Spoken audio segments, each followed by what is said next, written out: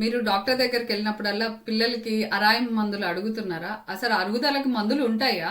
ఉన్నా ఎంతవరకు పనిచేస్తే అనే దాని గురించి ఈ వీడియోలో మాట్లాడుకుందాం. Hi, I'm doctor Sushmita, consultant paediatrician from Guntur. అసలు ప్రతి ఒక్కళ్ళు ఓపీకి రాగానే అరాయింపు మందులు పెట్టండి, మా పిల్లలు తినట్లేదు తినట్లేదు అంటే దాని కింద ఏం కాజ్ ఉందో అని కూడా ఆలోచించట్లేదు. మందులు పెట్టడం వల్ల పెట్టేయడానికి పెట్టేస్తారు. ఎంతవరకు ప్రయోజనం?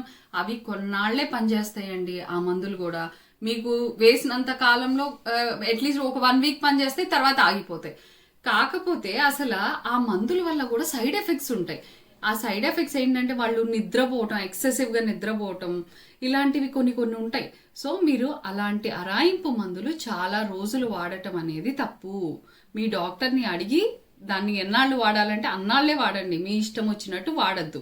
ఇంకొకటి ఏంటంటే దానికి అసలు కాజ్ ఏంటి, వాళ్ళు తినట్లేదంటే అండర్లయింగ్ కాజ్ అనేది తెలుసుకోవాలి. మీరు ఎక్సెసివ్ జంక్ ఇస్తున్నారా, వాళ్ళు తినే ముందు చాక్లెట్స్ ఎక్కువ తింటున్నారా, ఇలాంటి చాక్లెట్స్ ఇవన్నీ ఎక్కువ తినటం వల్ల వాళ్ళకి ఆకలి ఉండదు. ఆకలి ఎక్కడి నుంచి వస్తుంది? వాళ్ళ పొట్ట సైజు పిడికడ అంత ఉంటుంది, వాళ్ళ పిడికడ అంతా. దానికి ఫీడ్ చేయటానికి మనం గిన్నెడు తీసుకొస్తాం. అంత తీసుకొస్తే పిల్లలు ఎక్కడ తింటారు? ఒక్క 2 ముద్దలేనండి తింటుంది అంటే మీరు వాళ్ళ చుట్టూ తిరిగి ఫోర్స్ఫుల్గా ఫీడ్ చేస్తే కూడా ఫుడ్ మీద విరక్తి వచ్చి వాళ్ళు తినరు. సో ఒక టైం ఫ్రేమ్ పెట్టుకోండి. హాఫ్ అన్ అవరే ఆ టైం ఫ్రేమ్లో తిన్నంత తింటారు, తర్వాత తీసేసి మళ్ళీ మధ్యాహ్నానికి మళ్ళీ ట్రై చేయండి, హాఫ్ అన్ అవర్ పెట్టండి. అట్లా మీరు టైం ఫ్రేమ్ పెట్టుకుంటే ప్రాపర్గా ఎపటైట్ కానీ డైజెషన్ కానీ అన్నీ ఉంటాయి. లేదు వాళ్ళు తింటారు అని 3 గంటల సేపు పొద్దున పెట్టి మళ్ళీ అది అరిగేలోపు మళ్ళీ లంచ్ బాక్స్ తెచ్చి మళ్ళీ గిన్నెడు అన్నం పెట్టాలి అంటే ఇవన్నీ అయ్యేవి కాదు. ఇంకొకటి, చిన్న చాక్లెట్సే కదా అని ఇచ్చేస్తా ఉంటారు. ఏముంది, ఒక చిన్న చాక్లెటే కానీ అన్నం తినే ముందు కానీ ఏదైనా ఆ చిన్న చాక్లెట్లో ఎన్ని క్యాలరీస్ ఉంటాయి, ఎంత షుగర్ ఉంటుంది? ఒక్క చాక్లెట్ మీ కూరన్నం పెరుగన్నానికి ఈక్వల్, మీరు పెట్టే అంత అన్నానికి. సో వాళ్ళకి ఆకలి ఉండదు. ఎప్పుడైనా మన బాడీ ఎప్పుడు డిమాండ్ చేస్తుంది? మనం నీరసం అవుతున్నాం, మన స్టోర్స్ తక్కువ ఉన్నాయి, అలాంటప్పుడు ఆకలేస్తుంది. మీరు ఇచ్చే చాక్లెట్కి షుగర్ వచ్చేసింది, హై షుగర్ ఉండటం వల్ల ఏముంది, వాళ్ళకి ఆకలేయదు. ఈ షుగర్ అంటే క్యాలరీస్ ఎటు రీచ్ అయిపోతున్నాంగా అని కొంతమంది అనుకోవచ్చు, కానీ ప్రాపర్ న్యూట్రిషన్ ఎక్కడుంది?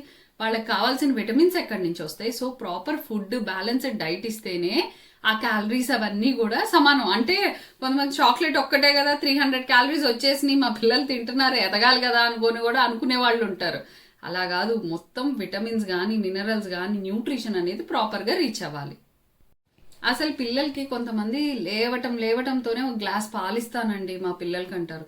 దానివల్ల ఎంత ఎఫెక్ట్ ఉంటుందో తెలుసా? ఆ పాలు లేవంగానే మీరు ఇచ్చేది కాల్షియం ఉంటుంది, అది వేరే పదార్థాలని అబ్జార్బ్ అవ్వనివ్వదు, ఆకలి కూడా ఇవ్వదు, ఐరన్ కూడా రిలేటివ్గా తగ్గిపోతుంది మీరు పొద్దున్నే కాల్షియం ఇవ్వడం వల్ల. అంటే స్కూల్స్కి ఒక్క గ్లాస్ పాలు తాపిచ్చి పంపించేస్తాము అంటే వాళ్ళకి ఎపటైట్ ఎక్కడి నుంచి వస్తుంది? ఏదైనా బ్రేక్ఫాస్ట్ పెట్టుకొని మీరు ఆ కాల్షియం ఆ పాలు ఇస్తే సరిపోతుంది. లేదంటే ఒక్క గ్లాస్ పాలే అంటే వాళ్ళకి ఆకలి ఉండదు.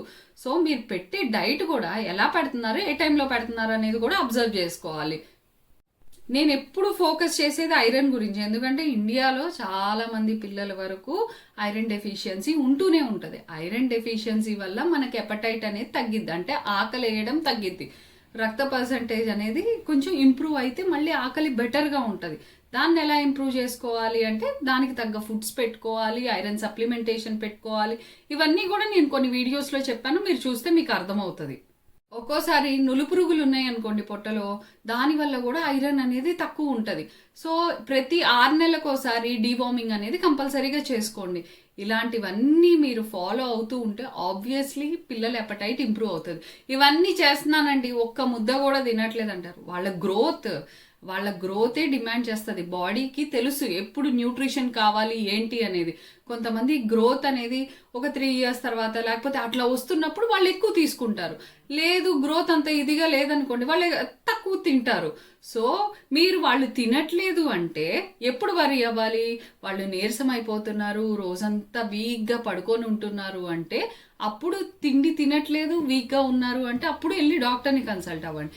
తిండి తినట్లేదు బట్ యాక్టివ్గా తిరుగుతూనే ఉంటున్నారు, ఇబ్బంది లేదు, ఆడుకుంటున్నారు, మిగతా అన్ని బాగున్నాయి అంటే అది గ్రోత్ మేబీ వాళ్ళకి స్లోగా ఉంది, అందుకనే డిమాండ్ తక్కువగా ఉండుండొచ్చు. వాళ్ళ కెపాసిటీ మించి కూడా మీరు పెడుతూ ఉండుండొచ్చు, అది కూడా ఒకసారి చూసుకోండి. అంతెందుకండి, మనం ఉన్నాము.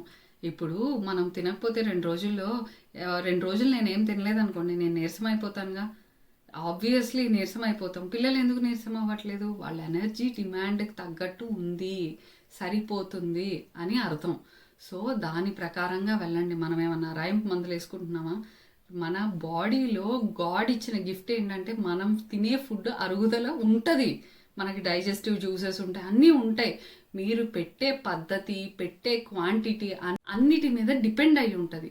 సో మీరు పిల్లలకి బ్యాలెన్స్డ్ డైట్ ఇవ్వండి, ప్రాపర్గా ఇవ్వండి. టీవీ స్క్రీన్ చూపించకుండా తినే టైంలో వాళ్ళని కూర్చోబెట్టి తినిపించండి. వాళ్ళు సరిపడా వాళ్ళే తింటారండి. కూర్చోబెట్టి మెల్లగా తినిపించడం అలవాటు చేయండి. సో ఇంకా మీకేమన్నా డౌట్స్ ఉంటే వీడియో కింద కమెంట్ చేయండి.